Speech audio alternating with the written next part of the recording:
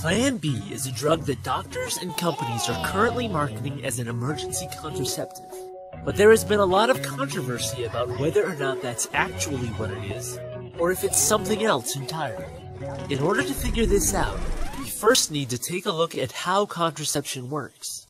The word contraception literally translates from Latin as against conception, which means it works by stopping sex from ending up in conception, which is the key part of making a baby. When a man and a woman have sex, sperm is released into the woman's body and swim toward her fallopian tubes in search of an egg to fertilize. This journey can take as little as 5 minutes to complete. Sperm can wait for up to 5 days for an egg to arrive from the woman's ovaries.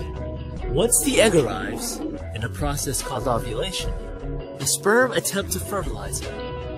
The moment one of the sperm succeeds in doing this is known as conception. Within 2 weeks, the newly formed human embryo attaches to the uterus in a process called implantation and continues to grow for the duration of the pregnancy. Contraception typically works in one of 2 ways. Either you can physically block the sperm from being able to swim inside the woman using something like a condom or a diaphragm, or you can prevent the woman's body from releasing an egg at all. This is how most hormonal contraception works.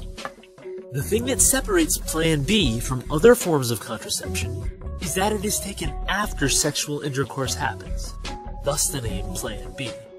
What this means is that it can't stop conception from happening using either of the methods we just described, since both of these need to happen before, or at the very least during sex. So how does Plan B work? How is it possible to prevent pregnancy after sex, especially if conception can happen so quickly? According to its manufacturers, a woman can take Plan B up to 3 or even 5 days after sex, and it still works. So how does it work? It claims to work only by preventing conception, not by interfering with implantation. Thus, it needs to either keep the sperm from arriving at their destination, prevent the woman from ovulating, or somehow block fertilization. The sperm have either already arrived at the fallopian tubes days ago if the woman is fertile, or they've already died if she's not. Studies show that women ovulate normally when taking Plan B, so that's not it. Neither does it do anything to block fertilization. Of course, if the woman has already ovulated, she's probably already conceived anyway. So all that's left is preventing the human embryo from implanting, causing it to be flushed out with the woman's next period. Plan B can't block conception, but it does routinely provide negative pregnancy tests. If that isn't an abortion, what is it?